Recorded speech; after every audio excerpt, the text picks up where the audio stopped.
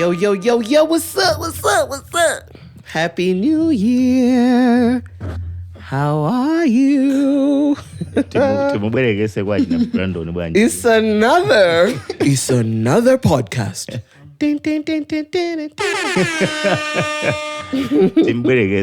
Brandon. Because this energy is not for us. It's not for the boardroom. You guys should learn to lighten things up. You know, this is Gen Z, right? Like, okay. Gen so Z. even in the boardroom. Yes, even in the boardroom, you gotta have some, pizza, some juice. Yeah. To liven up the mood. Happy New Year, everybody. Mm-hmm. Today it's a full studio for some reason. I don't know why. It's not a full studio. It is. Instigator is not here. It's just that there are some new faces. Oh, just because it's going to be Instigator and it's not full? It's not full. Brandon is not here. Uncle Ben is not here. Adano Oguda is not here. Gray is not here. Yeah, but it's just a few faces that we don't normally see. So that's really exciting. And they won't see them also. You still won't see them. We are the only ones that are going to see them. Let's talk about the voices. The voices that you might have missed. Yeah, they're in the building. They're in the building. Yeah, now we can hear you. Oh, you can hear me now? Apparently I'm in the building as well. Yes, you are. Master, you just know. Yeah, the coordinator is guys, Gugu has a very beautiful voice. The boss is here. The boss. The boss. It's okay. Who else is here? Who else is here? Well, I'm also here, young. Yeah. The boardroom is kind of full today. Today. It's so good to have Yanko back. He's been gone for a while. Yes, yeah. But so back. Yeah. Yeah, to chill, to voice out our... you fact checking. Is it chilling? Is that chilling?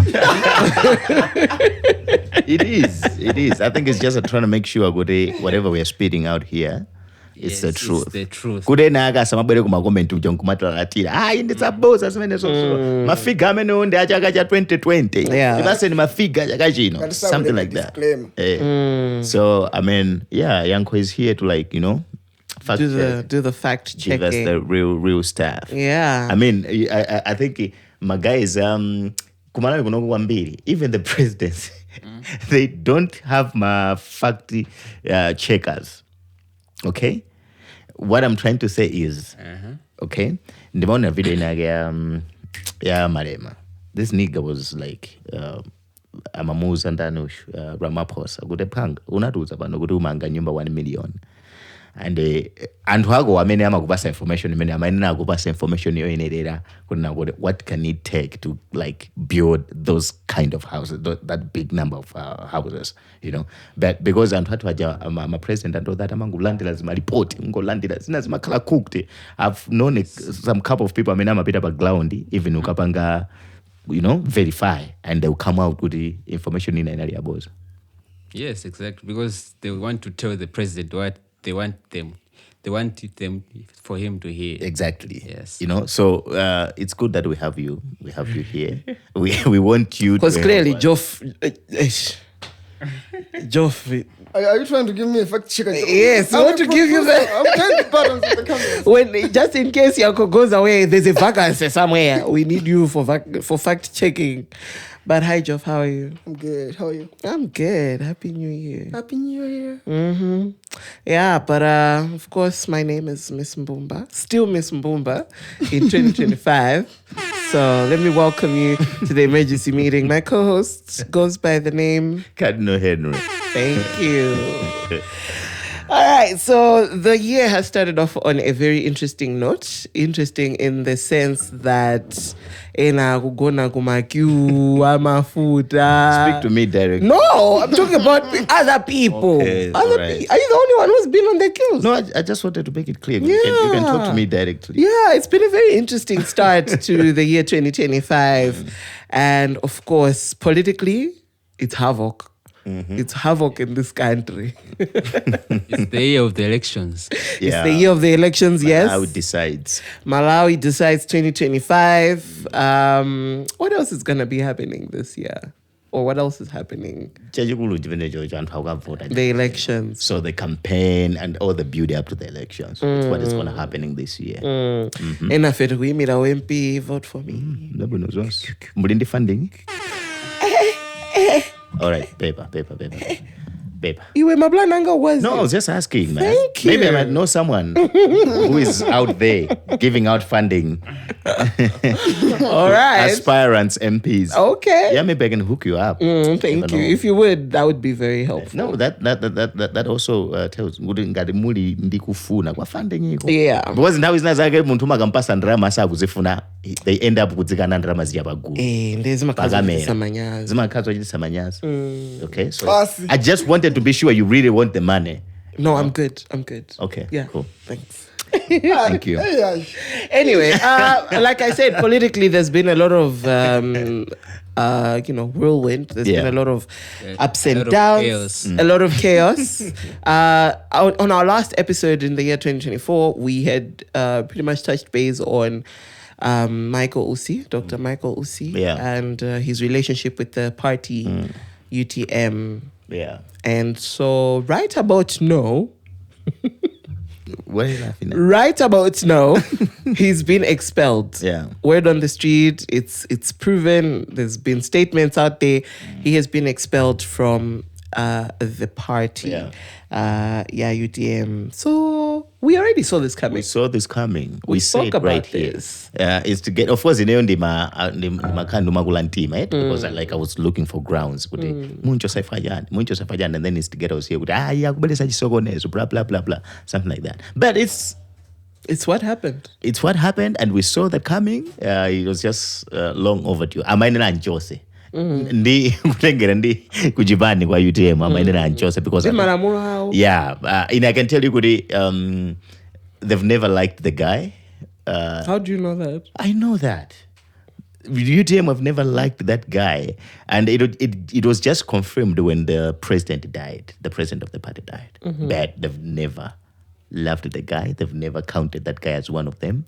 So, I mean, Is this like an opinion or is it like it's something that I knew. It's something that is like out there already, and tikungodziyangana zinthu ziya because umadziona kuti ayi munthu yiru, because people have been saying kuti manganya siwa UTM, samavala makaka UTM, zonse zija zimanenedwa even SKC alimoyo. So that's why I'm saying kuti zimangoyenera zichitike basi pamafunika nthawi yoti, and all that conversion stuff zinathamangiswa zizuya kuti papa tithane naye. Yeah, here he is. okay? Are you seeing him suing, like fighting for his place in the party? No. No, you think so? In the near future? Yeah. No, I don't think so. Yanko. I don't also, because it's like he's confident Okay. in his own, because the convention was unconstitutional according to their party. So the convention didn't happen. He's claiming that he's following the principles of the his party, predecessor, yes. the SKC, Yeah. and also the other side, which they have expelled him. They're also claiming that they are also following the principles Malamulo. of SKC Okay. and the constitution of the party. Okay. So I think Angoka, I think he might join another party, but not suing the party, because Okay. the way he's speaking and his moral principles, I don't think he's ready to fight. Because now and again he's saying that I'm not going to fight them. I mean, you have to be afraid with someone saying, I'm not going to fight you, because they're really going to fight you. I genuinely think there's just gonna be a lot of drama than Yeah. there's a lot more. I feel Exactly. like the next meeting that's gonna happen, he will just show up and be like, "You guys didn't fire me because everything you did here does not exist." Exactly. I'm still the president. He's very And capable mind of you, doing that can happen close to elections, and those guys will be like mind blown, and they'll be like, But maybe What's they've put together their affairs, and they're okay. They are ready for whatever Dr. Michael Usi has to throw to them. I don't know. Mlandu, also when you like, okay, teacher said, you my lawyer, I mean, they do advise you, but okay, when you make this step, that guy is going to make this step as well. What are we going to respond when he does this? Okay, so it's something that I feel like both parties are well calculating. UTM is well calculating. Manganya also, I mean, UOC is also well calculated in his moves. I think so. But I also just genuinely think politics is not a part of him. Who? Manganya. He's just a different politician. Okay? He's just a different politician. Okay. Yeah, that's what Describe I see. that. Yeah? How different is he? How different is he? Yes. Kumalawi kuno kuli anthu onena kuti andale onena kuti they can make their way through even by breaking the law. Okay? Chimene akufuna iwowo chimatheka. So they can even twist the law, they can twist the constitution of everything just to make themselves go through. All right? Him is someone amene akunena kuti okay, we want to cross this. Malamulo zinalembedwa bwanji kuti tikafuna kuoloka papa tioloka motani. Tiyuza bwato kapena tioloka pamazi tienda. You get kapena tinyamulana. Right? He will go by the law. He's someone who goes by the law. That's not in the most politicians, Myers. So he's a clean politician. I can't say clean, but I would just say good. He's someone I'm necessary good. Move I just need to follow the law. Because every entity, okay? You talk of the party, it has a constitution and it guides you. Alliance, Gemina Nabanga, the Tonsi Alliance, it had a constitution or like an agreement. What will happen? You get it, eh? Yes. If you ask him, the reason why I didn't say Gudi Ndatuluka now, it's because there was Malamulo like a laid down procedures. How does one move out from this alliance? Do we have to involve some other mediators? Did we do that? Didn't. Okay? So that one is clean to say I'm not agreeing or accepting to you what you are saying because we didn't follow what was written in this agreement. You get it? Eh? Yes. So that's what I see when I see him. He makes sure there's a piece of paper, there's a law on that. We gotta do according to what is written here. Simple. But at the convention, they amended some of the laws in their constitution. Do you think when he's claiming that it's not this was not done by the law, is it valid now? Because some of they made some tweaks in their constitution. Yeah. Even on the way to the revising of the law as well, there has to be the procedure that is guided by also the constitution. What happened for you to change a law? Okay, it means you have to have other people's voices. People have to contribute. Okay, we can do this, and then it has also to be in the right way where people are contributing or where people are saying we have to revise this. Sometimes okay, so people will coerce some other people. No, even bribing them. They don't even understand why they're changing the laws, but they've been bribed to vote for the laws to be revised. So I'm telling you, politicians will do anything. Vieni kama audio zamena napanga liga hapa tisha kali yate. Papatisha kali anaka ana mawa kuda hadisi yao. Okay? Anaka ana mawa mena just yao ba interview mena anapanga ba times. But I can tell you inside those audios munkamveka how even them believe whatever that was happening. There was some shady things that was happening to make sure so if those people that were inside what about someone that was outside and was never involved in that? Okay? Yeah. So that's my point when you ask me about this. So these niggas have to be ready. This guy is not done with them. I'm telling you. And he will frustrate them. That's what politics does. Interesting take. That's my views anyway. Interesting take, indeed.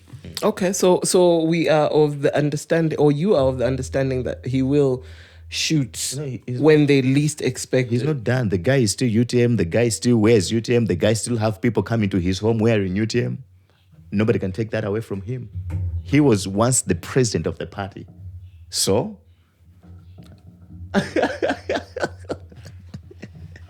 It's gonna be interesting. Unfortunately, ambiri UTM. You know, sometimes when you don't want things to happen in a negative way, you don't think about the negative part. You always focus on the positive. Yeah. So when there's like a little bit of negativity rising up, you'll be like, okay. Yeah, but it end up hitting you. Okay. All right. That's what I'm thinking. Okay. Well, I I just feel like okay, initially this is not a side of the whole UTM thing that I never thought about initially, because I was like, okay, I'm just a manganya, it's manganya. Maybe he's not even that interested. He's just gonna probably just walk away from the whole situation. I think for me entirely was centered around how the new president is now going to maneuver himself with the whole campaign season coming up. But then again, they do have a lot to think about. Yeah. Campaign is coming up, and they have to put all their efforts in that to make sure that they go forth and they win the elections. So do you really think Manganya should be like the most of their worries? Do you genuinely feel like Michael Usi is like what they should be worried about right now? They should. I don't know. They can ignore him. It's okay, it's fine. But I'm telling you, he is someone that you have to be thinking about every time you're making a move going forward. Okay? So I say, this is the party already, and when I mean, they were frustrated with the previous convention. They're leaving the party. Yeah, but that's their. Okay. That should be the top of. These are the people are in the option, another option, and the option was to go back to what? DPP. You get it? You get it? So they're like, okay, what is the other option? We don't want to fight with UTM, but we can fight them by joining other people where we once belonged. Okay, and then they are going back. And I told you, that guy, Ed, who said, he measured them. Agaliati so agana my voice now I don't trust Agaliati. I'm telling you, I don't trust him. I don't trust her. You get it, eh? Because wagana voice and then wagana. I told you, muntu amene amalankula jasimwana. Ndi muntu wankulu. I'm telling you. So for context, there was Nsonkhano wa DBB. Kunali Adadi ndi Madam. So there was an individual. What was his name again? But yeah, he was pretty much announcing he's going back to DPP. Yeah. Nda manena kuti Adadi tipulugireni tinasojera ife ananu. Literally that's what he was saying. Kurugani tikubwera ndithu tilipo kagulu ndanadzachula so Louis Ngalande, yes. Ndanadzachula so Madam Patricia Kariati kuti awaso nawso akubwera tizakhala limodzi kuchipata miezi 3. Anatero. So we were having a conversation with him. Do you really think Patricia can go back to DBB? And his remark was, you think someone can just stand on the podium and just say these things? If to a whole president, lying to him. Because if he's not saying the truth, what it means is he has the audacity to be lying to Nani, to APM, Pagulu, promising him, akubwera. Okay? So if he is not betraying Kariati, he is lying to APM. Okay, so what I was saying, our options. Manganya, like he was coming from himself. Okay, I think la Manganya linalo. Mike also is coming from himself. You get it, right? And I'm telling you, when I listen to Mike also never saw himself where he is today. Never. Yes. And I'm telling you, I don't think Zodi Azala Mulaziko Dinoli Zinari Moma year. But for him, what was there was, okay, let me have a platform where I can be doing something. Not like in this period. He never saw this coming. Okay? So I would say this can be the end of me. Or I go back to my own things. But I can't go back there like just by going. I need to show these niggas that sometimes it's good to follow the laws. You get it? Eh? Okay. So, aguchoka him since alibe kopita. Akoza kungo sanka kuti, okay, let me just confuse you. And he can even be used by the nearest close enemy, which is MCP. They can use him, fund him, destroy this UTM. He can do that. Damn. He can do that. So, yeah. Politics is a very dangerous game, huh? But you said you don't trust independent. Politics. All right.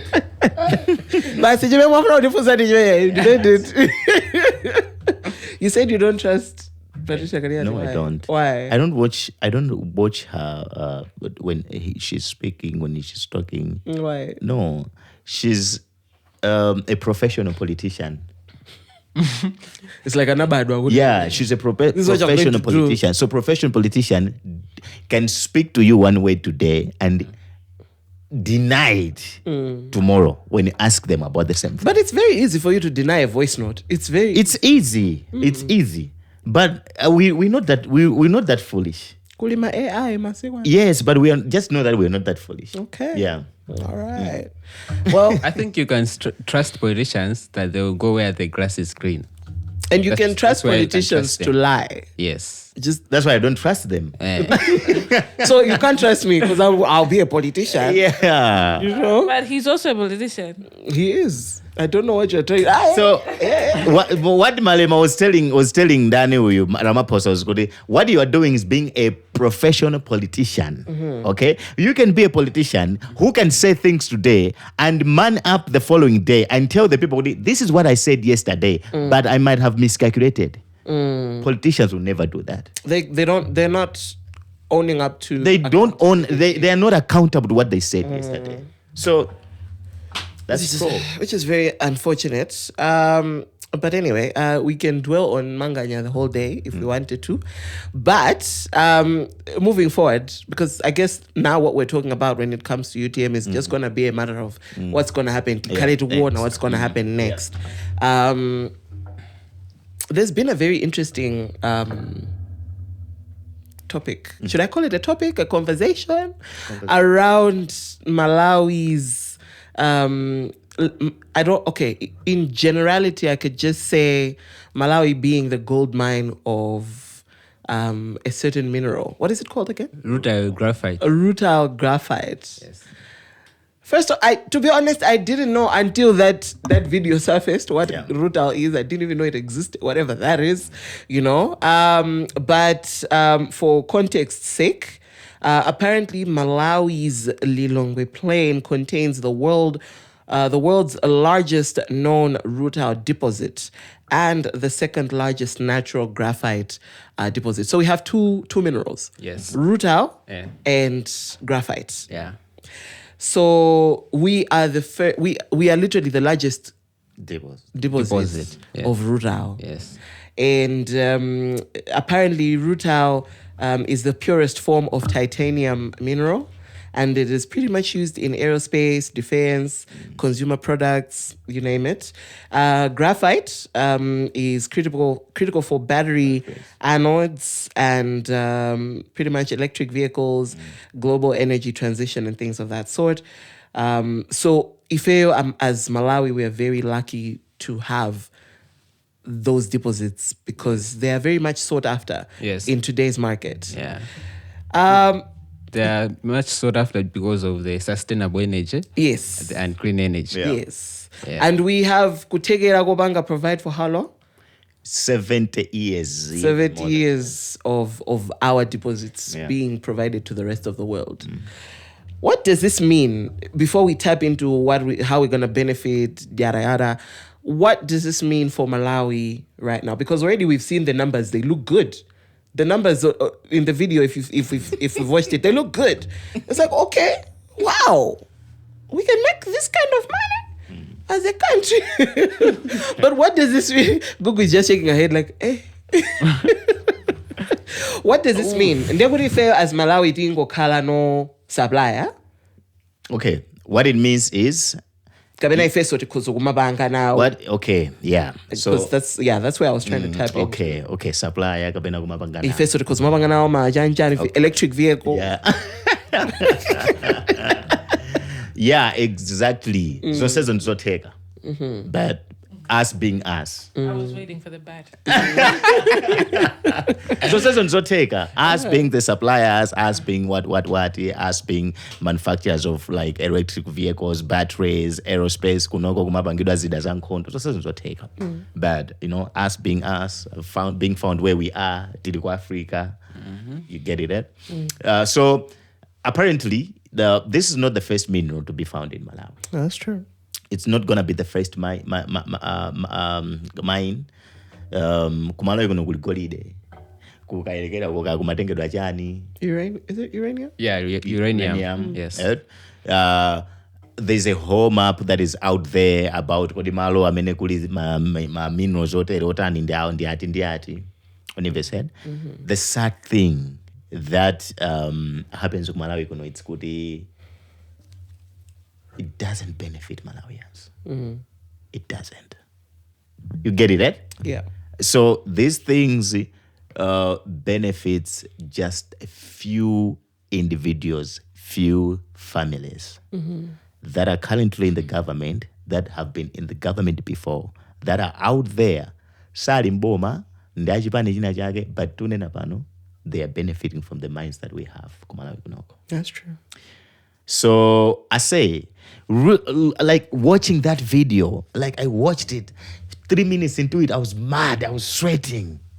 You get it? Because I was like, what? Really? But the moment you're excited and then you remember you're in Malawi. Yeah, because like when you're watching it, it's like, oh, yay! Wow, you know. Interestingly, when you watch the video, you also note that these people have been in the country. They've been around. Because when I'm a photo, we've done our extensive research, done for over 5 years. Yeah, they've been doing that in our own country, and we didn't even know. Those agreements were signed in 2017, if not 2018. We didn't even know what the project, right? You know, and without someone going like, guys, we wouldn't have even known that as a country we have the largest deposit of rutile. Imagine. Yes. So the main business, it's rutile. Yes. Graphite comes in as a byproduct as you are taking out rutile, graphite. And now also it's another industry. Get it? So we are talking about $600 million US per year that is going to be coming out of that place. 620 millions US dollars per year for 25 years, 50 years, 70 years. Inuwe mudzakula kukalamba kukhala president nkudzisiya kudyerera ana anu aja atakwatirana ndi achinamizu ndikudzadyereraso zvenzi ja ndikuzisiya ndikubwera ana wena kuti sanabadwe. But I repeat saying this, Malawi being Malawi, zizipita zimene zija tonena pano, those guys have covered an area of 10 hectares. Taking out samples. About 150,000 cubic meters, meter cubics and all that has been mined already. Get it? Yeah. So you can see when these niggas have been on the ground. Chimene chasintha kwa ifeyo kuti pali chinthu china chake chikuchitika pa ground ipa. Ndichani? Yes, you can say kuti this is pilot, but zinthu zambiri zatetaonapo miyala ikuikidwa mu container kuti ikupita ngati sample ikupita kunja. Pakayerekera pompa. Paka maini yonse kutha paka matraka ananyamuka anasowa. You get it, right? You go to an area yoti ati kunoko kunali ngodi umene patengedwa zinthu. You find kuma area kuti kulibe nsewu. You find ku area kuti kulibe masuku. And don't forget that people were affected also. Yeah. People's water was affected. Radioactive. Yes, they were radioactives. Uranium and radioactive minerals. Yeah. So and hanapezeka kuti madzao they were what's the word for it? Contaminated. Yes, the water was contaminated. People were getting sick. That's when the story now came out. No, the water. Koma zinthu zapita and everything is gone. Ananyamula ma samples. You get so there are people, okay? Amina makhala mboma amu ndikumapita ndikumasainira ma agreements aja ndikumapita ndomatenga makati yawo daily kukamachitika maini uku kumeneko kwanthu akhoza kuti sakupindula koma ana makhauti iwowo mu office mmene alimo akutani akupindula. Every day they are cashing out. Ndalama zopanga deposit kuma account. Wairo mache malebala sakumeneko kwandira 90,000. Malebala zamene kwakulandira ma 90,000 akumenyedwa akutukwanidwa. They have been racially abused, all sorts of abuse. Yeah. Okay? And again they're just in the office anango sign an agreement. Okay? You tend to wonder, to question kuti even chabwina wawa sovereign metals kuti abwere ku Malawi kunoko, what happened? Because there was supposed to be a bid. We were supposed to see there's a whole bid happening. My investors in the mining sector, like globally, fighting for that. I'm so because glad. this is a deposit. Imene, it's the largest deposit. Maujenena wa ku Japan ndi ku China ndi ku Russia mapezi kuti atamata kuta 3 years asakupanga produce. But yatui, it's 18 million tons that is going to come out of that. I'm so glad that you've brought up the whole bidding issue, because now my question was, okay, company Yes. they did the extensive research, Yes. and they did everything. My question is, don't we have companies that can also do the research? Let's say just for research purpose. Yeah. Eddie, don't we have companies in Malawi that can manage to do their research and be like, okay, I think kunogu tindi Rutile. Okay, Rutile in Rwambili Joinchi. Now, let's open up the bidding process. Okay, who's gonna manage to extract these from the ground? I feel like as Malawians, we're not even given an option. It's like someone has already made the decision. Abangande ajawa, abwera zabanga iwo, agangobanga ndori so nchiro iya zagire so ndiwo. You get my point? It's like, okay, so now that's why I keep asking, so what for Malawians? So what for us? Because Danva, and the numbers are really, really good. But it's like, we haven't even started benefiting from this. Because my pilot samples, Danva, fine. 10 hectares. Moving forward, what's going to happen? So there are people, I say, every other year, my minister, my Peter, kukasaka investors into the mining sector. Every year, ministers will go out. Tinapita kuunga, kunali ma sideline meetings, timakasaka ma mining investors, tinapita kaya ku Chanchane Africa Summit China, tinapita tinali ndi ma sideline meetings, timakaka mbitana ndi ma potential investors, so that's about investor in every. Oh, I was just about to. Yes. I was even about every year. People go out. And I'm a Peter, saka my investors. Where are the investors? What are in the agreements with those investors? I'm telling you, do we know of a mine? There's a company that is mining gold. But we know of people who are moving gold. We know.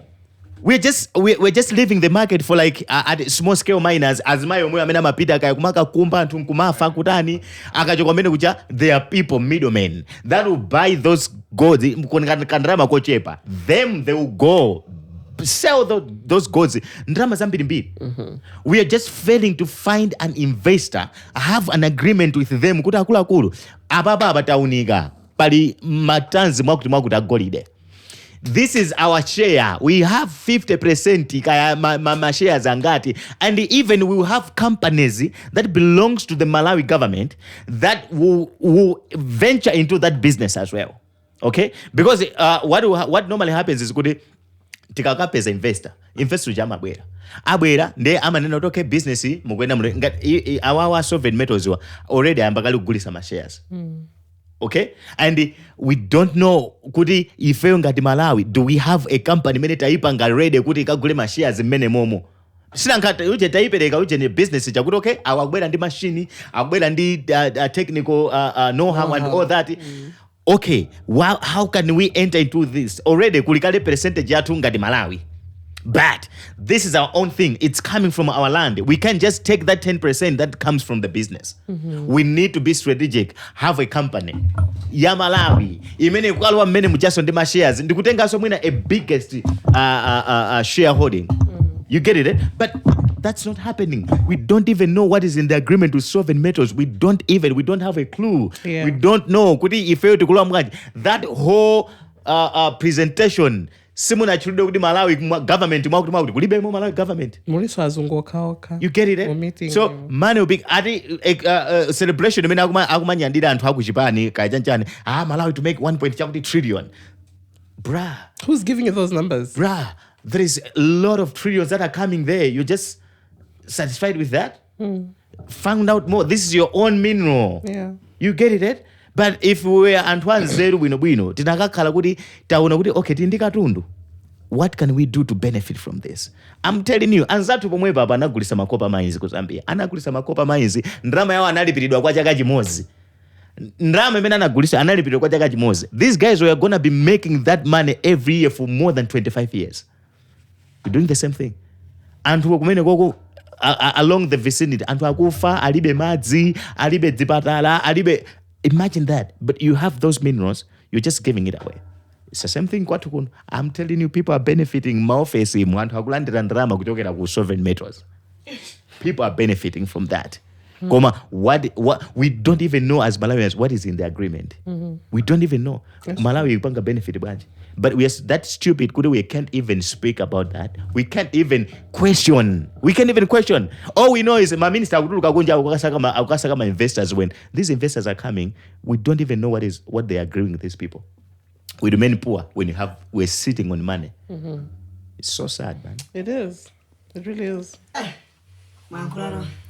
Mango ene namwe. Ndo tango yamba. Tifuna tene kuti apa tangotani? Tango yamba. No nkhani mene I was checking status yako kuti nkhani isukisi. Nkhani mene siyofunika kuisiya. We are talking about something that will be there for 20, 25, 50 years. How can we just leave it like that? I wanted to remind you. Mbumba tana ndikikambana nkhani ya Alexius. Yes. Zazizira. Yeah. Pana sina zazira. No. Panopa yamba so kutentha because wabweresa soka issue kena. But then again, like the momentum he had before is not the one that he has now. Because you go for momentum. You don't go for issues. But that's what we keep saying. You go for momentum. What's that? You know, so this thing we don't want to run a video just and we've moved on. We are looking for the next hot story. Just like that. When the mine is gonna be there for 70 years. The mine is gonna be there. Ngani yangobera tangova information but we are silent. Really? Just like that. Kureko panopa kuchipani kandi kuti anthu akusakasa kuti tate ndibwerese nkhani ina wachago changu tangobweresa ndikena kuti kangofafaniza izo. Because they know. Really? That's what Malawians are about. We are so stupid. Ndifanto pusa kwa bit like serious. Ndikuuza muona ntima kuti when you think about it you think kuti chifukwa panopata ziwa kuti ndalama kenako will get to be organized and we're going to demand from our duty bearers kuti tione ndalama zikuenda bwanji akulandira ndani kodi kumuchosa kumuyika ko zikhale ngoma mwene kuchawo strategic atitetezele kapena titani. So you look for those things. I don't think we're going to look for that. We will. No, anyway, maybe if there's any form of no, we will. He's tired. And we are ready to die. Together is tired. You're dying for the millions. Count me in. Let me speak this. If there are people that are ready to die, count me in. We are ready to die. But this is money that can change us. It can change us. This is money. Imene kukubwera kuno sitingama zafune maedi. Oda azitira mulira kuti ndrama izi mungangugulira panado yekha simungakagulire mankhwala akutsegula mimba. We will be done with those things. Tizingopita kutoka ndikunyamula ndrama zija ndikuna kutoka akulu Rutile one time imene kubwerayo mutipase equivalent ya mankhwala.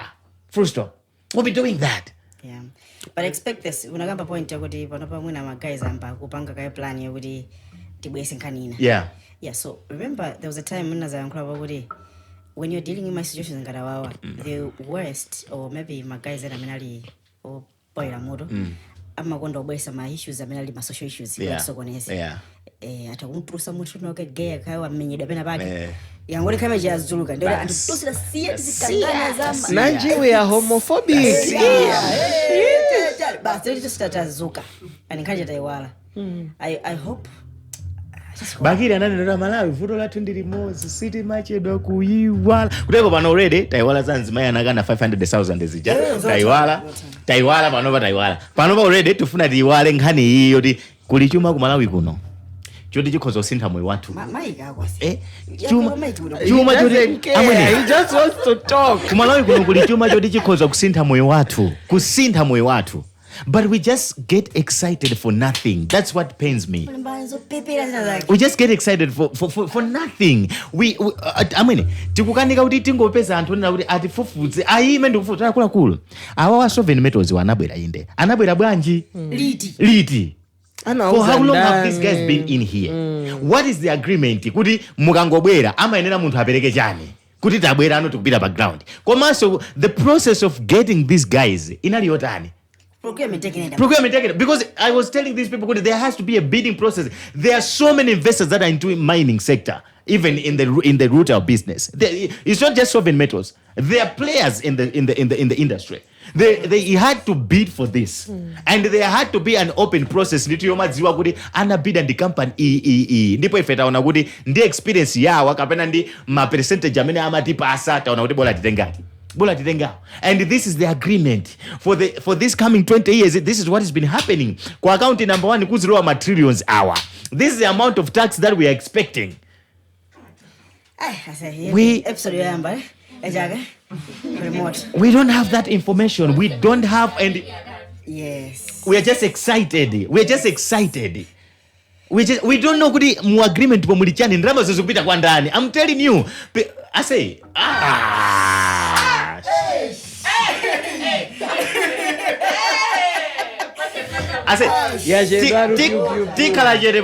when people are cashing out, their families are cashing out on that deal.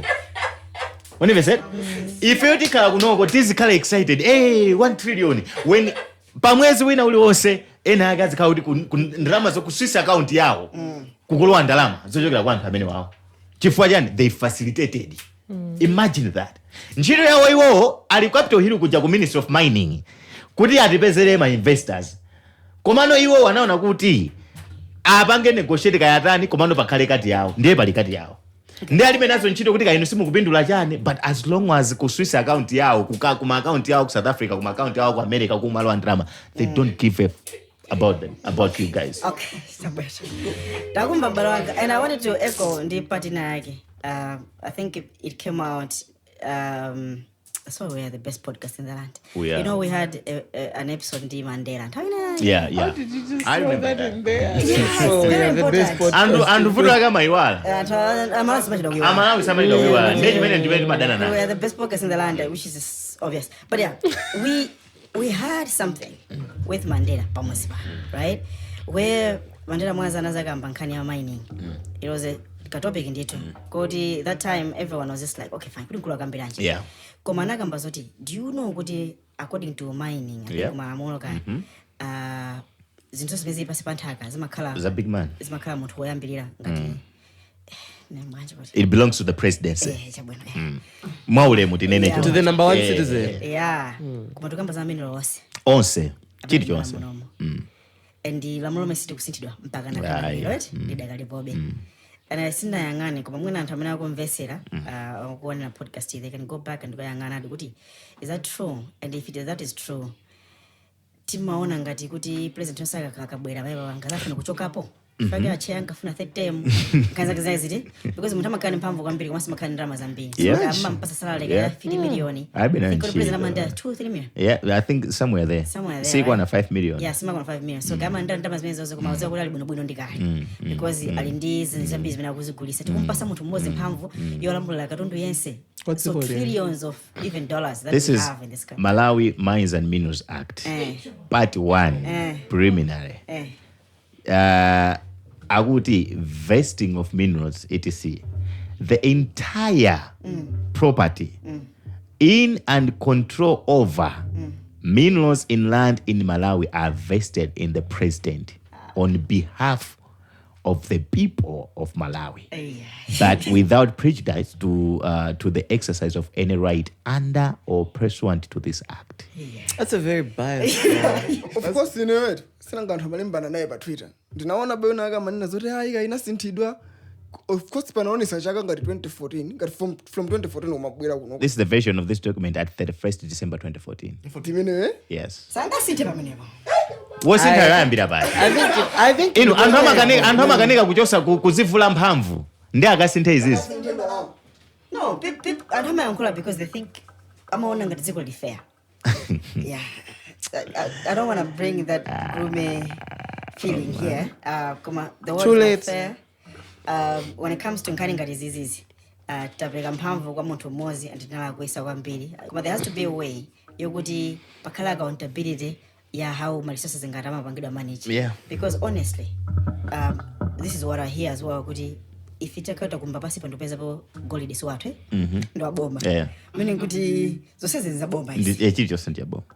Kuma ndiye munthu kapanga ukamapempha kuti ndifuna ndiziwe. Also muso muningo pempha ndi guleni fuel uzoleka ruvuta. So katundu yo alipatu alipano pasi panthaka pa. Patu. Belongs to the president. Yeah, Tilibe ufulo mafusa bwana kuti katundu athu akwenda bwanji. Ngasindi wow. Kuti kontra Ngasindi wow. Yeah, I put it on behalf of us. Iwe, on behalf of also It's on behalf of us. Which means kuti ifeyo ngati anthu onena kuti akutiyendesera zinthu zija. If you are acting, because it means kuti the president acts as an agent. A middleman. When he said he's an agent, he's playing on behalf of Ife. Ndi anthu amene akhoza kwagulisa, which he is accountable kuti azitilongosolera kuti akuluakulu kachaka tena kumba baja takagulisa kwa akuti ndrama yake akuti pasama kuti bwakoda. The example that was given in that episode, ngoda to sama mpesa sama bwino, and that's why kuti amana even if ndo pepera kwambiri. Yeah. And I'll say this without fear of contradiction.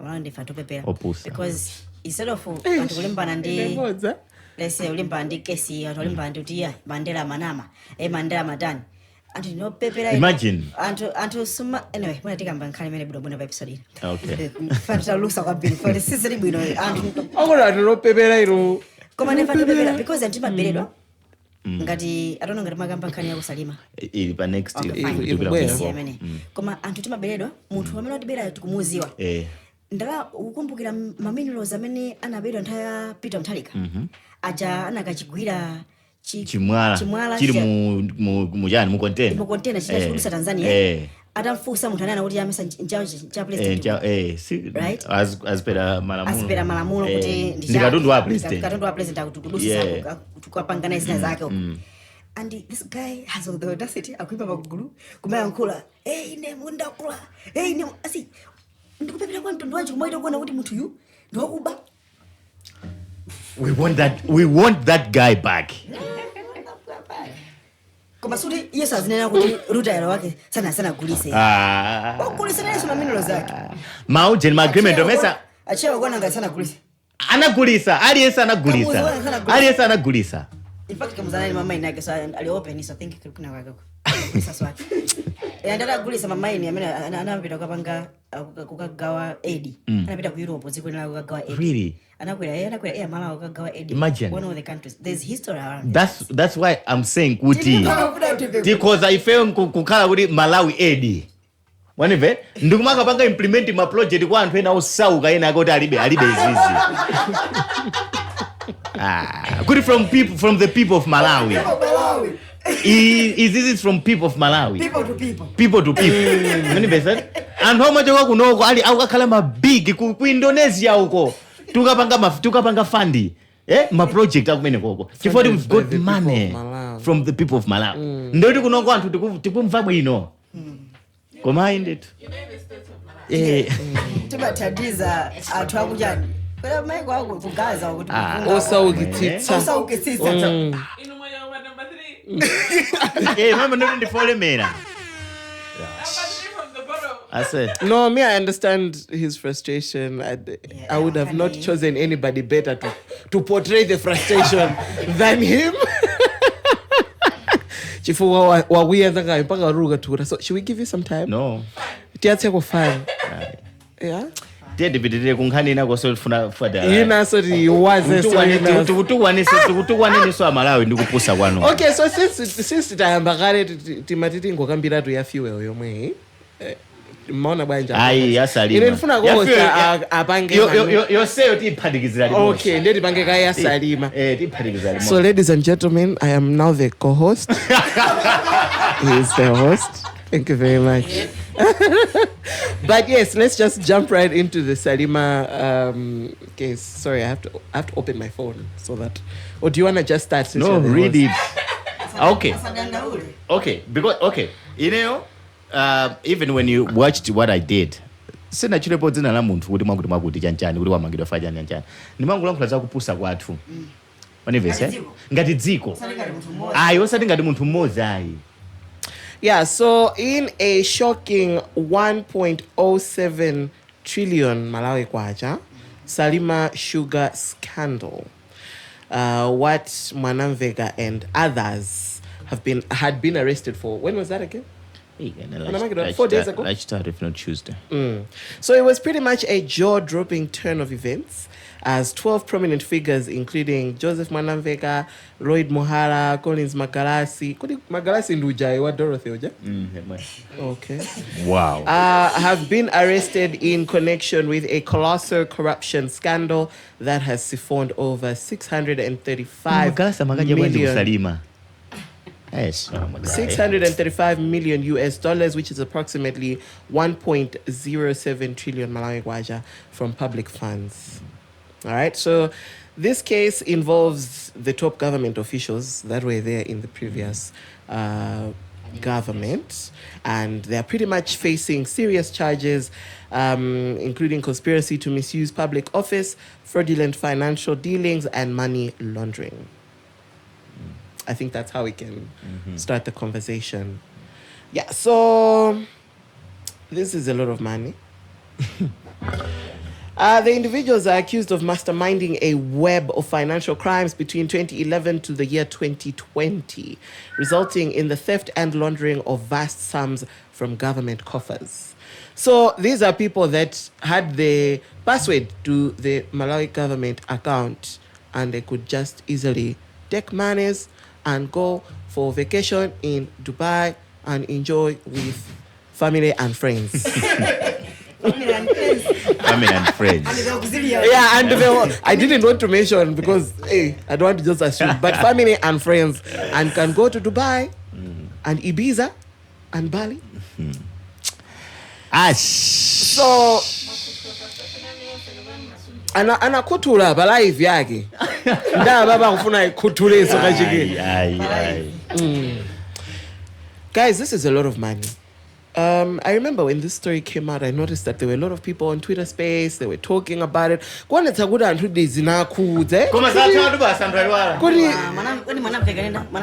Mwanamveka Muhara Magalasi finance minister so wazizungu zake Dausi was also I saw his name in there somewhere. I know the guy who was ST Roy Muhara is another SPC. Ndawi imene yoyo. ST. Collins Magrasa nali kumera. Nali kai kumera kandi kumakla. Mere. I don't know kuti wanapeza kwa. Anapanga symphony ndrama zokwana 600 ST, the secretary to the treasury, million, which is 1.7 trillion from the public funds. And watatu. Yeah. Wow. So the now the my guys are pucheni akusalima okay. Oina ndi maojeni makosana o tulusa ndrama. My main players yankani ndanthu atatu. We've got the minister, we've got the ST, nangumi wala zina kuti secretary to treasury nali ndani nthawi koma amanga na ulimozi. Lloyd Muhara nali SPC. I think so. So these are okay. So we've got the Minister of Finance, we've got the SPC, we've got the ST, Secretary to the Treasury, and how you manage yoyo. All right. Situkamba hapa no baya. Situkamba mina lipo bana. Tukamba. Okay. So apparently these guys ndamene awiri awawa SPC and ST ndamene ali mwino wake wa company iyetu ndamene ali mwino wake wa company ya Salima Sugar company. ST and SPC anthu imeneyo. Ndamene anali ainage a company imeneyo. Okay. So makaiziwa akuluakulu mbamene ndonena kuti ife ndiopusa amene tikuona ngati anthu amangidwa facha nkhani za ndale ndi pamene tikuona ndikumanena kuti ife ndife anthu opepera ndife anthu opusa kuti sitimazipasa mpata kuti tikhale pansi ndikuganiza kapena ndikumvesera bwinobwino. I'm telling you, when those guys were arrested, I didn't talk anything. Sinda pali pamene ndalankhula ndimafuna ndimvese kuti anthu amangiranji, and then I found out nyasi zimene zimachitika ku Salima Sugar company. So tunena pano anthu aja amapita kukabwereka ngongole. Yeah. Ndikukatenga ngongole kupita kunja kuja ndikukatenga ngongole 10 billion Malawi kwacha. Ndikubwera pa ground paja mwina Kongo fufuza upeza kuti pa ground mwina panalo 2 billion kwacha. All of it is summing up to 4 billion. Drama inayo sikuonekaso. Ndikupitaso ndikukabwereka zonsezo kumachita topanda body opanda parliament. Yeah. They were you not, get it, eh? They were okay. This Mwanamveka guy. Okay. This Mwanamveka guy. is a guy amene wakhala kuyankhula zonse zaboma Eh, za kuti sitigwisa bwino ntchito ndalama imagine. Mkulu wake ndamene iyi. Nchifukwa ine I always say kuti so I think the vice president of South. what do What DPP? That's why I always ndikudanda mukumanga faja. Ani mukumanga faja ndale. Imagine asa chimene chimandipyesa mtima it was that mentality. So ndi malongo so something that I've already said here kuti magaye anthu andale amandipeperesa. Anthu andale amatipanga kuti iwowo ndikudzika iwo ngati timirungu kuti ife tidzapembeza. You get it, eh? Ndi amazipangira create ka community kuonera kuti kazapanga zopusa izi kuti amadziwa kuti ife tikuba. Ndipo lilipo tsiku loti tidzatani tidzamangidwa. Koma tsiku loti kazamangidwa pazakhale anthu onena kuti azakhale kumbuyo kwathu. Ndi anthu ake ndamenewa amene amapita ku police kuja ndi kumakadani makadumpha mutuluseni zingati mmene amapanga maprofeti koma za maprofeti za siku lina kumani zofanana you find ya ndizofanana umapeza oti akhale kumbuyo kwako. Yes. Okay, let me just jump in because when you look at it as when you realize kuti kumala kuno tini ndalama. We've got money. Yeah, we've got big money. We've got money. Tini ndalama zambiri. Yeah. And tonkhala kuti okay tisampeza munthu atakhala kuti waba 25 njinga ndewagwidwa amatani kodatu amagendedwa amamenya amaphedwa. Yes, pomwepo. So anthu amene amatibira ndalama zambiri zimene zimapezeka kuti anthu akumwalira mzipatalamo anthu akufa ndi njala kuti anthu amene wawo kumapita singubaka sapota ku polisi anthu kumene kuti atifeya ndale ati muwamangira faja ndale atifeya sawo mangide feya nthawi izakwana pano pamene akhala pamphamvu awo anachoka now and also akuda this Shihana I said kuti I said and I'm repeating this, these are not the leaders we must vote for going into elections. I'm telling you, if you are leader amene masatira akuchipani amene masatira they sided ndi anthu awo amene anamangidwa awo nkhani iyi yakusalima iyi tisavotera anthu amenewo achihana ndi azinzawo. There is no way, I'm telling you, a whole president wachipani amene cholinga chake afuna kuti ndikasabwera ndifuna ndizaonese zoti katangale watha. He's siding ndi anthu onena kuti amangidwa pa nkhani ya katangale. Timanena nthawi chakuti if DPP wants to come clean they have to distance themselves from activities ena akamangidwa on their issues. Azingwayangana they should be on their own because it in the end it speaks volume about your party. You get it, and then it's bad timing. Why mukwamanga nthawi ino munali kuti audit report yangotuluka kumene amafufuza audit report. I have the audit report in here yangotuluka kumene. You get it, I hear you and I hear the frustration and I know kuti Malawi kunoko anthu anaba ena anapulumuka ena akugwidwa ena akuba pano yes and azagwidwa kupulumukasi. I want us to reflect on what will be the turning point of Malawi because ndikuona ngati kuti kudandala kuti mata mazuti Malawi bese kuti tifuna tingo dandaula Malawi sipabe mtanga lipose we are very good at complaining.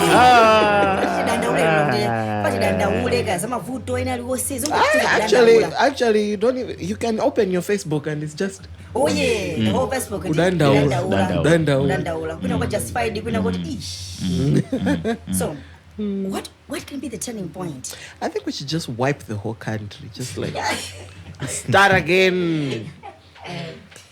I say those other sorry go ahead. No, please go ahead. I was gonna say something but it was gonna be very problematic at the end of the day, so say we want to hear it. Tapalamula kare. There was a time ninkafusa is it I don't know how can I say it in a way that I would not be Linkafusa innocently. What are the measures that are taken or what could take, because me I didn't know. Yeah, you're right. Linkangofusa innocently. Right? Then that person was like, I will not answer you. So that's why I said I don't want to say it. Nah, I made this year. So Okay. Averages. Let me go to a story. Turning point. Tiri kutali chifukwa cha mentality yathu wani. We always say here, timanena instigator kuti ndife anthu opusa chimene chikufunika choyamba ndikuchotsa uchisiru umene uli mkati mwa ifewu. Wanimvese? So tikuyambira pa individual nonso pano kuti uzindikire kunena kuti izitu ndizopusa izizi. Zomati munthu wamangidwa, you don't have a clue kuti munthu wamangidwa fa chani. You go ku polisi ndikumaka polisi no munthu uja atulusidwe. But you know my issue with this is it's so easy said than done, okay? Because umane naba batinamba kalikali tijoso siru tijoso jisiru aruzo jisiru akubakabe. Tikukwera tukamba za ujisiru oyamba. Okay. But see mukukamba like mindset change. So that's my issue is like in our context that is unattainable.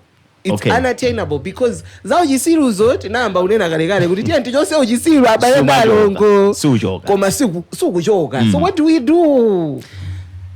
Kujosa ujisiru. That's what Instigator is asking. Instigator kufusa kuti what's our turning point? Now let me get there. Let me get there. Okay. So I'm sorry. Pali ujisiru mene woti timakonda zipani zathu timakonda zisogolera athu kwambiri kuposa ziko lathu. You get it? Ndebali ujisiru wina wokonda ndalama. Ujisiru uwo now we've got CSOs amene timakhala tikwadalira. Manimvese? Because in another world or in a country whereby you want to bring change, nkhondo ina amene amathandizira olo makulu amene mukunenawo. Mmafunika mukhale ndi done. Let's move the word. All right. Let's put my pressure points. My pressure groups. Yes, pressure. My pressure group amafuna anthu onena kuti ali independent. Manimvese? Si amphawiso ayi. Si akupangira zimene zozo. They are not bringing up the pressure because of poverty. But they are bringing up the pressure because they love their country. Of which kumalawi kuno tiribe. Wanimvese? Kumalawi kuno tiribe ma pressure groups or ma CSOs amene they fight for Malawians other than their pockets or their bellies. You can't point to one CSO kunena kuti CSO yi specific amabanga za governance. Yes, governance, yes. Yeah, because those are the ones. Malimbana ndiza ujeni chakuja ina malimbana ndiza umoyo. Awon agendas. Yes. Kwa kuli ena mina mapanga zokuti ifeyo timamenyera ufulu wantu. If you go and check them when aliyesa ali compromised. Exactly. Galimo tapena kuyendera. Yes. Inacho kapena pake. You get it? Nthawi inake ndimagamba nakumana ndazibusa ina kapena pake. We went to kunali ma meetings ena ku Lilongwe Hotel. These niggas were having their meetings ku lumu ina. I found them frustrated pa table tukuja lunch. They're like, kumakula. Ma presentation amene achitika nkati moja. Tika na kauti tukumapanga zimene tikulankhula zijamu ndibwe zitili patali. Because find out last year titakumana kwakuti it was the same presentations. The previous year when we met kwakuti it was the same presentation. What is changing? Nothing is changing. You get it? And I told them, ndinawuza kuti mumalakwisa zinthu anthu ake ndinu nomwe. Apapa mutengana muli azibusa apa mwatengana kuti mwayamba mufuna muzipereka checks and blast to the government. Mukambirana lero mawa mubwera inu mudzatikana ngati simunalankhule china chake. Chifukwa choti titasiyana lero ena akana akakupezani kwanu. And they laughed because anandipasa example right there kuti tinali ndi group imeneyo a chair athu a president athu anali so a well known pastor. A secretary general athu anali so a well known pastor. Koma tsiku lina yake anangodzuka a secretary ndikuti zoti gulu latha. Gulu linathiradi pati. Listen akwanise ma agendas. Okay? So we've got a CSO kumalawi kunoko imene mapanga za governance imene cholinga chake it's just for themselves, not for Malawians. But in a world if we want to bring change, gulu yambirira dzakhale imene lili. Tofuna anthu onena kuti ndinanena kuti even otsogoleri asazakhale we don't need one person munthu wanzeru ayi. Tofuna anthu oti abwera pamodzi. Even anthu atakazo afuna yambise movement. We want people oti abwera pamodzi onse ali ndi malingaliro ofanana. Onsewo ali ndi ndalamaso zawo. Wanimvese? Osati anthu oti akusowa ma school fees anawo kapena akusowa azibale awo akusowa ntchito. Oti lero lino akangopezedwa ndikuzwa zoti mwana wanu uja tintumize ku embassy. Basi ndoti mawa pa meeting sazalankhulaso. We don't want those CSOs. Wanimvese? We want CSOs that anthu amene opezeka minimum they've got their own money. Ali ndi ndalama zawo. They don't have a price. But ma CSOs alero ali ndi mitengo. ali meeting they speak today mawa sala nkhulaso olopota chitika zotani because someone made their charge. Yeah, Malawi kunoko antambira mayankhula chifukwa cha umphawi.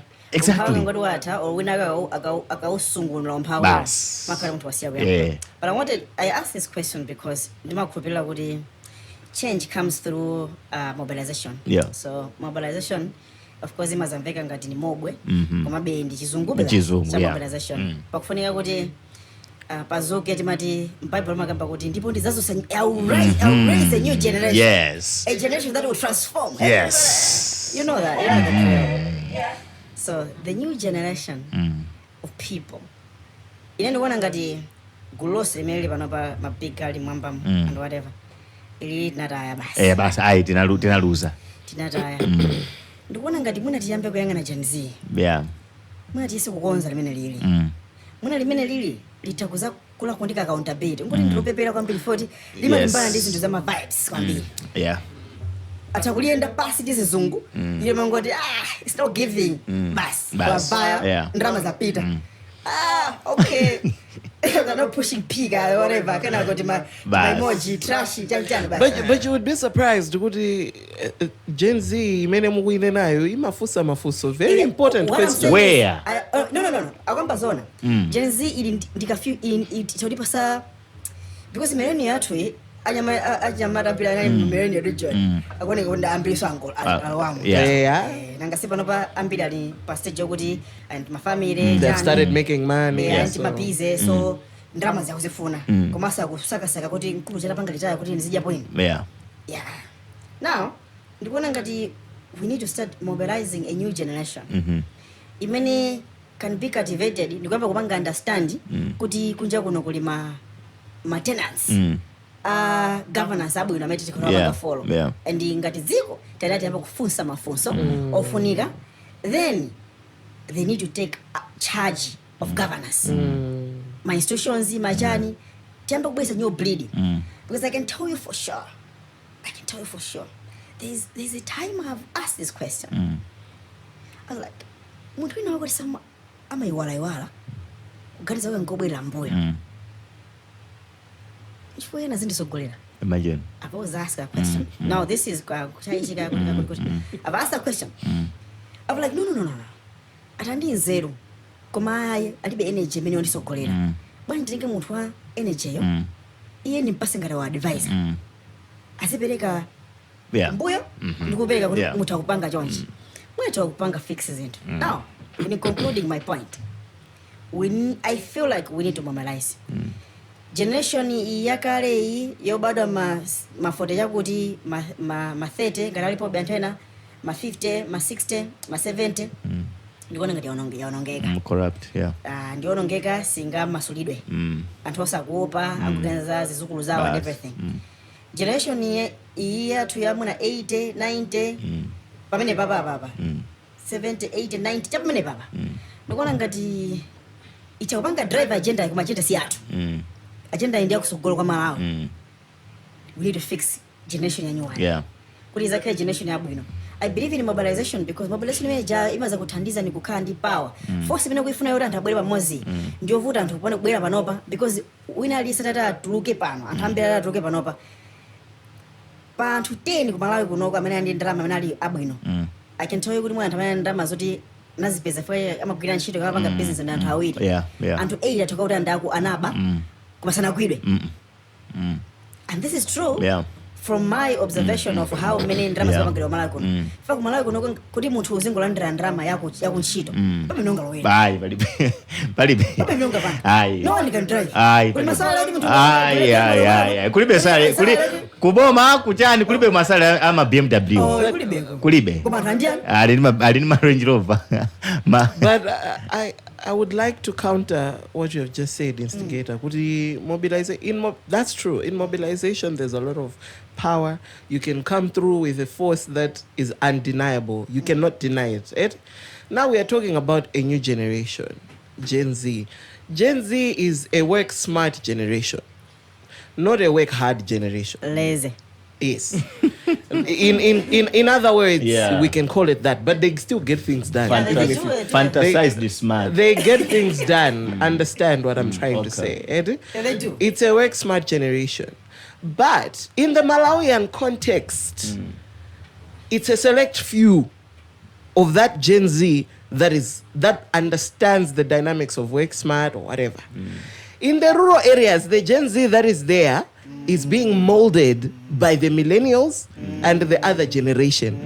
So for them, the only way for them to make it in life is they go to school, which is okay. Yeah. They find a job, which is okay. When you find a job, you gotta start looking around to see how else you can make it. Yeah. Right? The select few, I mean, they have been exposed to information, right? So for them, the way they will do things will be different, and you can mobilize them, right? And they can make those changes. But whether we like it or not, I guess when also they've also asokonezedwa kale. asokonezedwa kale, and they have entered that system. Wawo sokonekera kale kuti bera pano pawa. Hey. Now it all just comes down to then what do we do? Because it's still going to be one apple is rotten, all of them, they're all rotten. Oh no, we will not be rotten. I will not be rotten. You are not Gen Z. I for one would not be right. Make Okay. that declaration for yourself. I think in Kani Jayogudi we can talk about people getting arrested, they'll come out, but Jatnani Nagalodin design who saw gas and Randalama, Anthu anaja mabilioni akhala ku police kundenda zitani. as Dani Gomamota Got billions. Kawa billion. Anthu andalama matuluka. Pamapezeka illegal Yeah. way. Yote atuluke. Yeah. Yambuku ndithu. Yambuku ndithu. Yeah. Yambuku. So Company jodeko amafuna iseka DPP fasi kupanga profit. akuja omweyo. Pano pa the same company, si mapanga ma sales, the same company this year yagulisa almost 40 billion. Yapanga ma sales. Ali ngongole about 20 billion. They are also servicing that loan. Yoti inatengedwa kumwe palibe imene inachitika background. Sugar imwe tukuja. And this is sugar. Ona kuti nsika wako ulipo kale. There are only 2 players ku Malawi kunoko. Ogulisa sugar. How can you not make profit? So they wanted to shut it down. They wanted to close that down. Anali atagulisa kale Malawi Service Bank atatenga kwa anthu ngongole atatani ndikugulisa the bank. They wanted to end that, and we want those niggas back. For who? Who does that?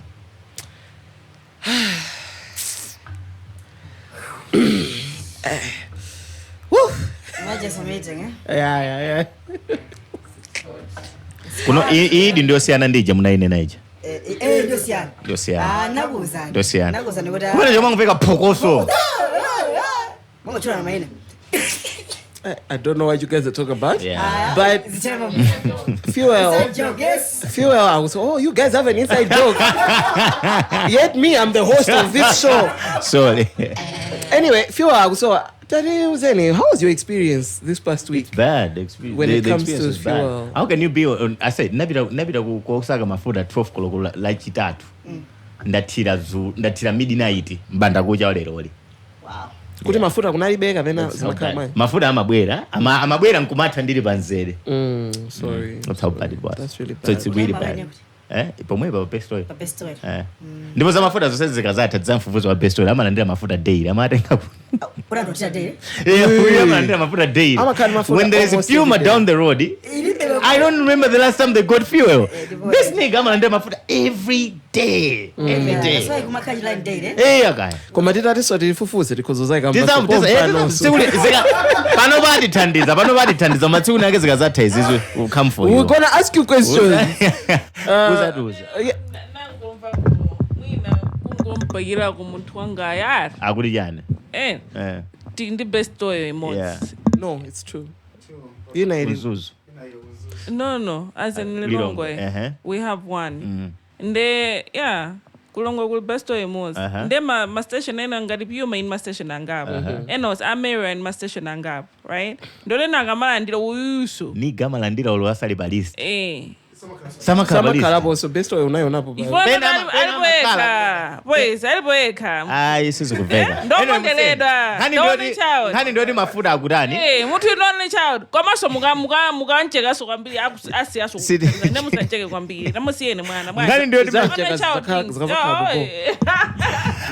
Ase ngani ndodi mafuta akulibe ajinakaja aje akuti there is no hope in the next few days. Could it maybe the 30 days. Get it? Mafuta kulibe. Now we've gone for as a G2G janaifufuza ndaona kuti anzathu amene akupanga facilitator aku Kenyawo anaituluka. Yeah, it's funny. Could the G2G arrangement going to see favorable as people had romanticized it. Yeah. So I ask Rudy, amene atulukawo atakupanga facilitator yathu. Yeah. Break it down. Mafuta akusowa ku Malawi. Asowa for the past 6 months, 6 months. Yeah. Chaka chose chino mafuta sana bezeke. Chaka jata. Oh, chaka jata. Chaka chino chose chino so. Chose chino. Yeah. Chose chino. So for the past year, mafuta kalali vuto. For the past year, mafuta kalali vuto. Malawi kuna kulibe mafuta. Yeah. Nkhani yake imene mabwera makhauli ndi forex. Yeah, forex wakambidwa nkatika mwa forex mo tumazamva sonkhani zina kuti yayi nkhani sima forex misewu yathu siri bwino kangati magamota akanika kuyenda kena akokabira nkhani ya makati kena akauti makati yetu isi sidaive Ellen Buluma walemba kuti yayi nkhani tu si forex mwina anthu komano there are few individual politicians mwina kubwera kundi achula maina natero this is on her Facebook her Facebook page nda kuti nkhani ilipo ndi amakati kuti ena uchita panga frustrate dala kuti zikavuta kwambiri anthu akha standard mupangano zimene tikufunazi njo kufanya kuti kumene koko kuli makati awo. You remember now nake pano tinkakambaza price build up ya mafuta. We talked about Malawi chanchani, we can't talk about them anyway. Kuti amagwira ntchito bwanji. Koma no tinkana even many more so apart from the levels koma kala kuli makati anthu ndi amene akuvutisa so pano apart from the forex thing. So Erin I didn't advise our president for fuel. Nkani ya fuel. Koma ngarampanga fire after post image yanga musindasa. Tinafika bwanji kwa pochito kandi special advisor wa fuel. Because it's a crisis. That's why. It's a crisis mbale wanga. Koma nkhani ndiona kuti forex yo palibe mukakaona ma ministries ena kugula be magalura nyuwani. I think wa mafuta ndi amene palibe. Forex yo imakhala ndawa zingati. Forex ya mafuta ndi imene palibe. Kwa forex yo kulira magali mo. Yes. Adaina akankape mpesa. Ankape mpesa transport yochoka mulimbi kupita kumulanje. Nde anthu anamvera chisoni ndiwauza toke kwerani ndikulipilirani. Ndi anamulipirira mu 1000 yochoka mulimbi ukafika kumulanje. Atangonyamuka yanyamuka inayimaso babangwe. Munthu yanada bakuita ndisachibanzi ndijani ndi fanta. Ndikugula. Ndi ata anthu anayamba mulala ati iwe mmeso mali ulibe transport ife timalimbana nayo chanja mpaka takuthandiza kuti iyayi nalibe transport. Koma yojera yokha nali jani. So forex kumalawi kuno kwa mafuta ndi amene tilibe wazi zina mapeza wanthu kupita kunja matani you want a minister wants to go kunja forex wake apeza kadero li amulodera ndalama ndithu makani azizani azipita. It's just a forex ya mafuta amene tilibe. So this problem has been there pano patangofika pozolowera. I posted kuti for the first time pano people have been servicing my WhatsApp group amafuta for 4 years now. Osachoka. Because now it's like kanima WhatsApp group azindira zake mafika kuti basi zindira sizinatha pano inapanga stabilize, let's close them. But fewer groups has been there. So it's been a problem, man. Now we opted for a G2G kuti tithane ndi za vendors chanchane. I said here nthawi ijai kuti it's not gonna be easy if you remember. Nena kuti it's not a straightforward thing as we think. Could I put government to government in debate? I'm telling you, this is also going to be frustrated. I said that, and here we are. Now we have opted for a deal. Yoti naso akuitawa. Noti economy also iriko mwina better than ours. Aitawa. So if in Zambia, ndamene tikupani tikupanga za G2G. Koma Kenya kuitana kuita. So I was questioning why are they running away from it? And how if you kuganiza kuti idipindulira bwanji kapena itithandiza bwanji when other people are running away from it, how special are we? Those are the questions that we have to be asking ourselves.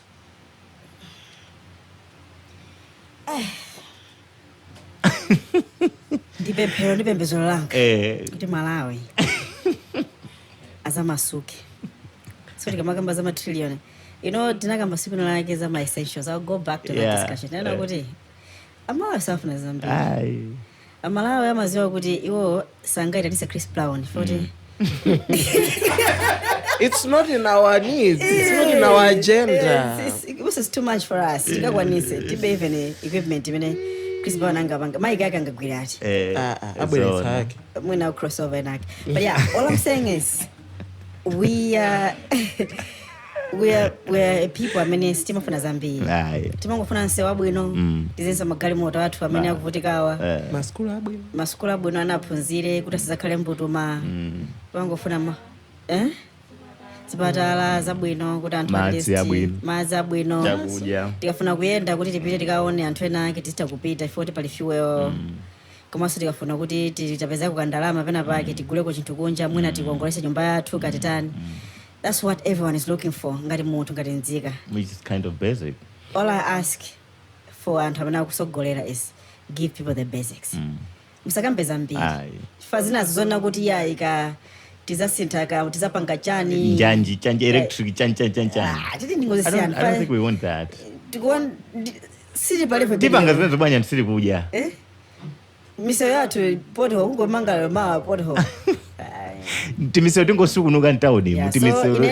Ndimaitenga ngati mvula kusukunuka. Ndimaitenga kuti pompa. Ndimaitenga kuti fuel is an essential pano. Because unakasabwere kumakamba kuti go electric yancha tanduze ni gamo electric amene mazungula ntawuni muno bwino. Ndamuziti no electric oyo mtengo wake mukuziwa. Makha imozi muna $100,000. It's 68, and this is like a small car. 8 million. Malawi kwacha. Kumaso uruka mpase kasha majagamba kuza sunganitumizire $. Kuti ayu. Ndipo also ino muchaja kuti gali moto magezi mukuzimisa mukachajira. Mafuta tu. Kanga sisoma kado kumatwa kanga no makaso special charging station. No. Namva kuti imapanga solar ndi diesel. Charging stations ambiri amene timachajira maochene tumampangara ndi madizilo. Yes. So how is that an electric? The car is electric, but we charge it through the aid of diesel. Madonna sazana mwalida kalika. Move on, I say. USA fuel is essential. Yeah, finalize good fuel is essential. And we hope there has to be something that has to be done. Kumpeza fuel. Ngati fuel organic, then let's be innovative.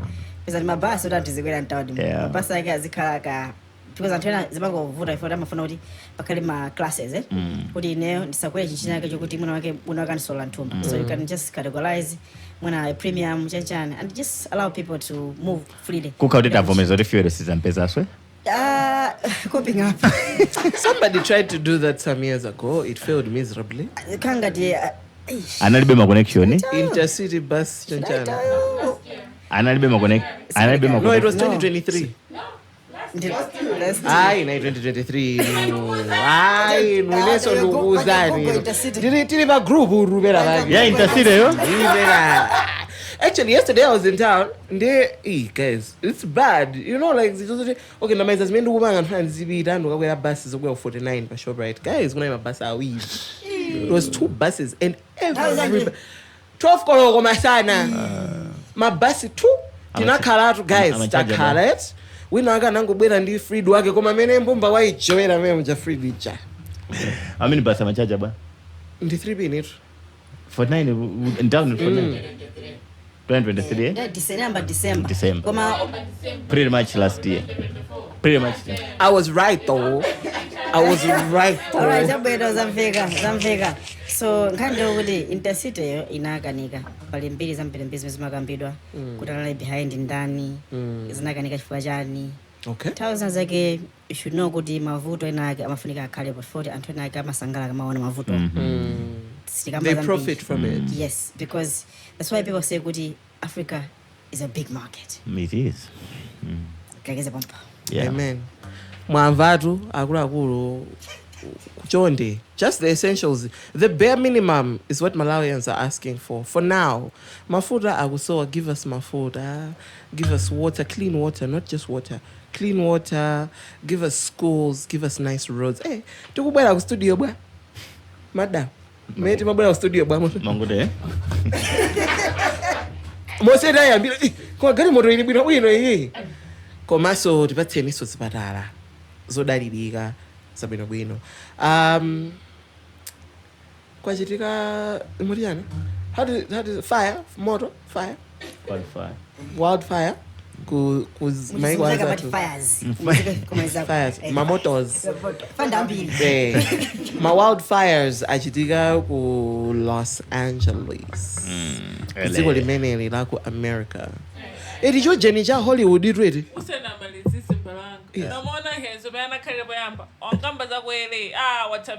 Wabanga relax. Wabanga relax. Wabanga he was like this, like I'm ready, and then now he's just like, hey, kuele. Nanga. Ngani yangu zia azungu. Dipya na ntima bwanji.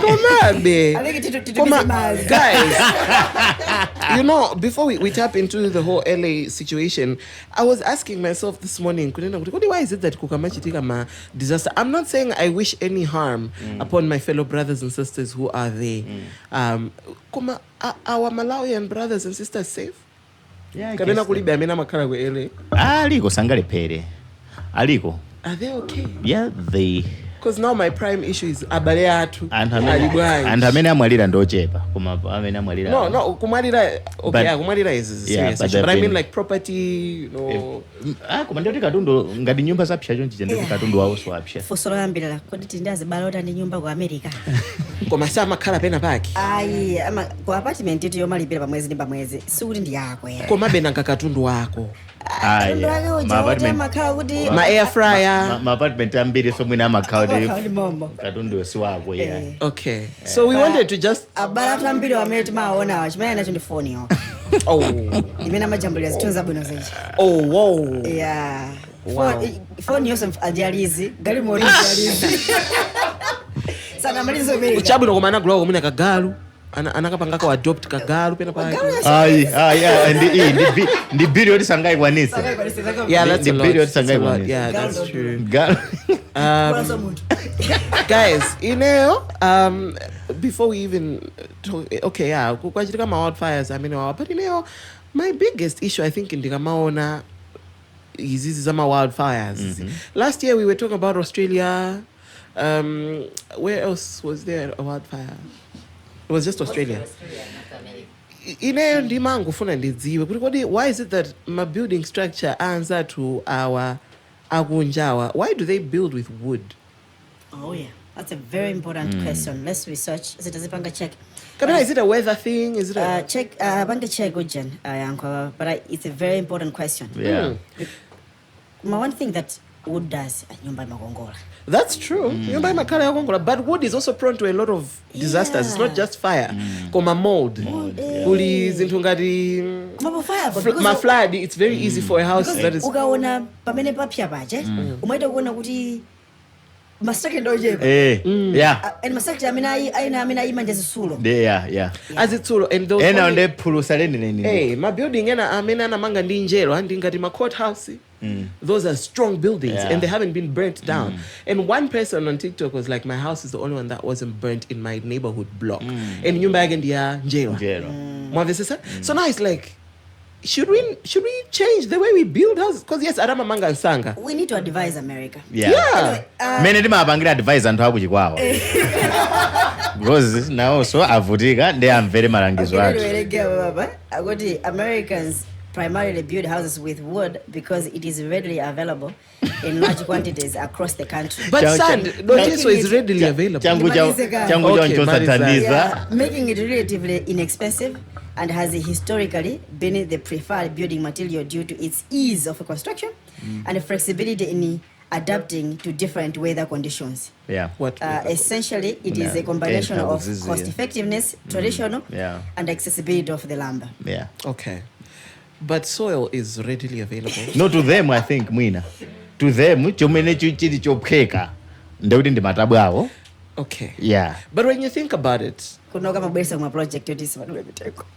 That's what I was about to say, Woody. They are chopping down twice as many more trees in that case. So we are more eco-friendly, if you ask me, because we are easily taking dotile nire ndikungoumba ndikupanga nyumba yolimba popo. Aye, akuti timaononga ujeni. Timati katenga mitengo ndikukochera. Akumale saso baje. So iwo ndamena kuononga kwambiri be because structure kuti umange ufunika uyambire pansi all the way to the top. How much wood are you using if rungocha? Wood yake so iliyonse. The wood yake so special. It has to be a hard special. Wood. It has to be and hard. And kuli forest yambiri. You know? So many trees. I think mitengo yawoyo imakauti is special for that. So it's special for that business. Kuti okay, mwina nkhalango ngatipiti nazo nkhalango zoti we are protected areas. Ndi izizi. Komano izizi ndi za business. Ndi zimene anthu amadula kuti akamanga jani, akamanga matene. Get it? Kubaso ango yo ya weather yet. I think mwina ndiyomveka kufama lo wa kumatenta chani. You get it? Ukuku kwambiri. Kuma these places are more Australia. It's next to the sea, to the ocean. Ningati mango side. Okay. Masisho. Ndekuti kumatenta kwambiri. Okay? So I think the ideal thing for them is okay, tenti ngokhandi ma wooden structures. Okay. Kuti at least zikakuti because zipupa zima khalabendika hit kena ngake. So I think ukoko it's whether thing kuti it also contribute to that, to the reason of having. Sorry? They have temperature maujeni yamafika nthawi ina kuti ujeni jatu osamagwira benchiko. And traditional because I about traditional. Tradition also more traditional than it is about. There has to be mindset change in America. Yes, yes. They are attendees. Okay, fact checker. Why is it that in Africa or in Malawi timapanga build ndi njera? Ino sort of fufuzana kuti fe timamangira ndi njera. Because somebody here needs to learn something. Hey, why has it always been like that? Tradition, eh? Koma beti kati tukwena abekha so ndima reasons ena. Why but nkabanga zophoma, amaziwa zophoma. Amabanga bantu. Izizi muna zanjwela zimuna so zinabwera ndi nzungu. Dongo dot here. So we're coming from that background. So that's our tradition. Izizi ndekuti ndizachizungu. Africans, of course, tutapanga generalize. African ndo amkulu ntazinaka ntaona ngati Africans ziko limose. Africans often build houses with bricks because clay, the primary material for making bricks, is readily available. Komanso unoso kulimitengo tu. Across much of the continent, making it a cost-effective building material. Additionally, bricks offer good durability against harsh weather conditions. Thank you. Are resistant to termites and can be easily molded to create sturdy structures, especially in regions with a seismic activity, making them a practical choice for housing construction. Ajina decoration. Description is the same. Komano tango yota wudu kuiga glay. Yeah, so pano chambirira nje mandiphunzira kuti kwena dambo panga export dongo. Okay, the reason why I was asking it is this is a construction ya kuti makhalira njia wood. Guys, the damage there is too devastating. Yeah, it's too much. And kuti ayambire so one kupanga construct mengu jakwa. It only take 2 weeks. It only takes 2 weeks. It only takes 2 weeks. Angobwera wina grade evo chinyumba chibwera chomanga manga. You see, but Ntawi. Chinyumba chibwera chomanga manga. What if the week after that kuchitike so out? So what are they doing? It's cheap.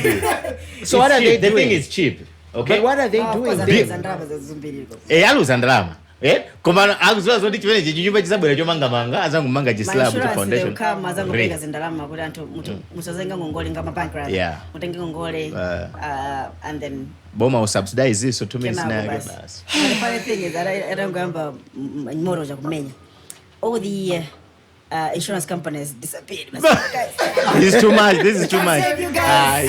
Ababande if it is second I've if always thought insurance is a scam. It But is. It is. if you wanna find- Medical insurance itself. Say, like, how do you leave people at this time? And we're coming. When And I feel like I'm trying for just minutes also. I would, yeah, this is too much. It's too devastating. I already mafuna fe sema nakuliza national disaster kwa sababu nakuta mapanga cover ngati pana chitika mwena nkangosi pa nyumba Kangos or sudden natural disaster. Aye, it's beyond our control.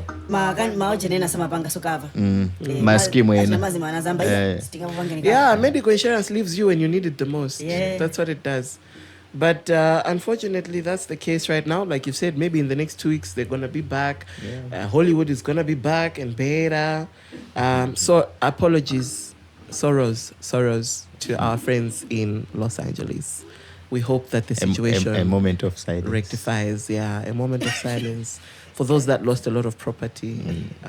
I think And their tukuzipwegesa because anzato ruzori aindi kutegera kokwenza zinthu. Yeah, bora ngati sana afali popo. That's how they've been talking. Yes, That's how they always say about also. the stories that are in Los Angeles with this fire. Do you know kuti Los Angeles is next to the lake? But they have a water problem. Kufunika the mindset change, I think, in Los Angeles. Hey, maybe that's why Because unakamanina there's a kuti why is it that amakanika kuzimitsa moto? amata kachiya masamatuluka chifoti mazi amapanga one ndi kampani na yake imapanga za agriculture amene kuti ndeka kakuti amalize magulisa akamu Mapanga andana mapanga oni maziwa. or not mazi imapanga manje ndi kampani na yake siya za agriculture. So it takes, as I said, it's a funny story when you look at it. It's because of American kind of capitalism. It's about owning everything. Yeah, so people will own everything. In Pangana, there is always that kind of dystopian future that we think of. Kusiku naga ntazambanga own mboya. Ofuna obuma. Gosh. Yeah, because that's what is happening. And people have been asking, guys, project you think pompa. Ndini pafupi tu pamene pamayambira moto. Ndi pamene pali water project. Waterway, please. Waterway project. How is that project going? Evil. Okay. It's very easy. Okay. Hata kumango kudulani pa every purchase that you are making palika tax kena Ango ikapo air. One kwachi. Oro, the idea I was gonna give, they can take it. Let me just not. If you've watched my movie, Ama Apocalypse, Chanchani, there's always this situation where the air is contaminated and you have to use a certain cylinder to breathe. They can easily do that. You got something? Yes. Sana fike wewe. Afi. Zuri banji. As the crew fought the fast spreading fires across Los Angeles area, they have repeatedly been hampered by low supply water pressure, and fire hydrants have gone dry. These problems have exposed what experts say are vulnerabilities in water supply and systems not built for wildfires for this scale. The water system that supplies neighborhood supply doesn't have the capacity to deliver such large volumes of water over several hours, said Martin Adams, former general manager for Los Angeles Department of Water and Power.